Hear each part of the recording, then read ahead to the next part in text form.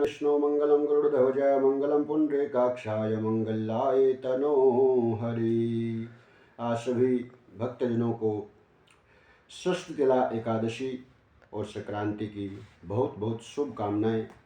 आज हम यहाँ पर बैठ करके षष्ठतिला एकादशी की कथा को श्रवण करेंगे। आप सभी बंधु भी इस कथा को ध्यानपूर्वक श्रवण करें। इस कथा के श्रवण मात्र से ही आपका आने वाला भावक जीवन सुखदमय एवं मंगलमय होगा, ऐसी ईश्वर से प्रार्थना करते हैं। युधिष्ठिर जी ने पूछा कि हे जगन्नाथ श्री कृष्ण, आदि देवता जगतपते माघ मास के कृष्ण पक्ष में कौन सी एकादशी है, उसके लिए कौन सी विधि है तथा उसका क्या फल है। हे महाप्रजा राजा, कृपा करके हमें ये सब बताएं। तब श्री भगवान बोले कि हे नरश्रेष्ठ, सुनो, माघ मास के कृष्ण पक्ष की जो एकादशी है वो षष्ठतिला नाम से विख्यात होगी, जो सब प्रकार के पापों का नाश करने वाली होगी। अब तुम षष्ठतिला की पापहारिणी कथा को श्रवण करें, जिससे मुनि श्रेष्ठ पुलस्त ने दालंभम से कहा था। दालंभम ने पूछा कि हे ब्राह्मण, मृत्युलोक में आए हुए सभी प्राणियों को प्राय पाप कर्म करते हुए एवं उनके नरकम के जाने पड़ता है। पाप कर्म के कारण उन्हें अनेक प्रकार के कष्टों को भोगना पड़ता है। इसके लिए कोई ऐसा उपाय बताएं जिससे उनका मंगल हो सके।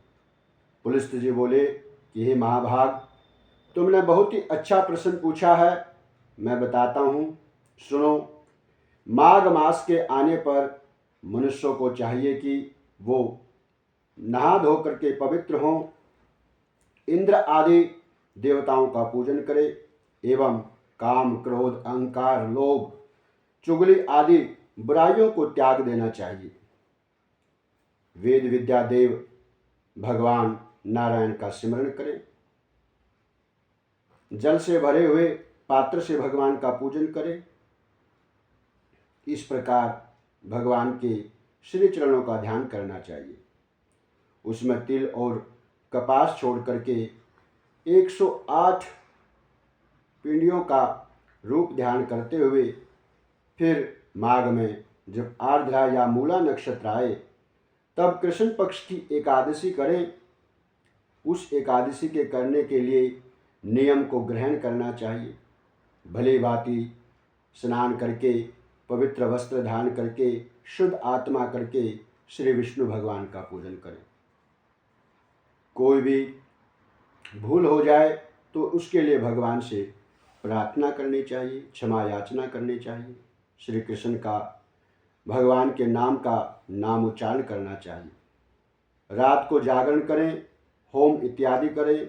चंदन, अगरबत्ती, कपूर, नवेद आदि से शालिग्राम पर भगवान का पूजन करें। शंख चक्र आदि को गदा धारण करने वाले देवेश्वर श्री हरि नारायण का पूजन करें। तत्पश्चात भगवान का स्मरण करके बारंबार श्री कृष्ण का नाम उच्चारण करते हुए कुमड़े, नारियल अथवा बिजोरे फल से भगवान को विधि पूर्वक पूजन अर्घ प्रदान करने। अन्य सब सामग्रियों के अभाव में 100 सुपारियों द्वारा भी भगवान का पूजन एवं अर्घ प्रदान किया जा सकता है। अर्घ प्रदान करने का मंत्र अपने मन में ही भगवान का नाम स्मरण करते हुए इस प्रकार से आपको अर्घ प्रदान करना है। श्री सच्चिदानंद स्वरूप श्री कृष्ण, आप बड़े ही दयालु हैं। हम आपके श्री चरणों का आसरा लेकर के आपके सम्मुख प्रस्तुत हुए हैं। पुरुषोत्तम, हम संसार समुद्र में डूबे हुए हैं, आप हम पर प्रसन्न हो जाएं। कमल नयन, आपको हम बारंबार नमस्कार करते हैं।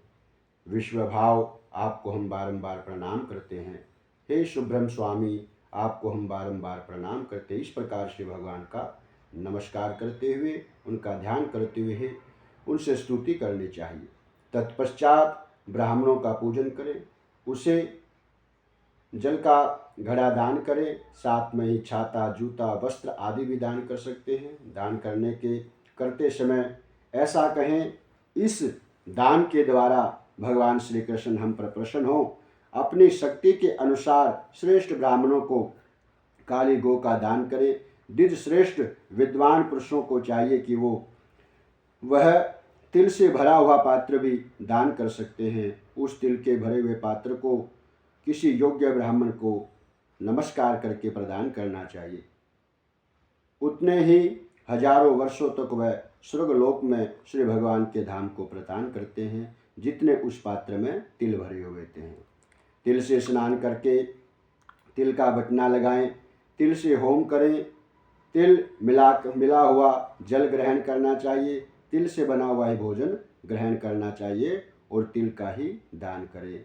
तिल को भोजन के रूप में प्रयोग करना चाहिए। इस प्रकार 6 कामों में तिल का उपयोग करने से यह एकादशी षष्ठ तिला एकादशी कहलाती है, जो सभी पापों का नाश करने वाली है।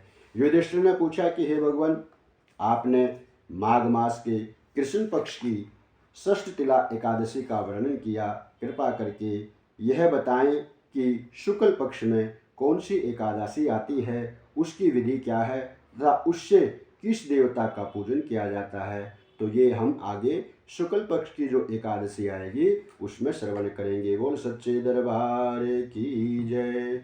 मंगलम भगवान विष्णु मंगलम गरुड़ध्वज मंगलम पुंडरीकाक्षाय मंगलाय तनो हरि।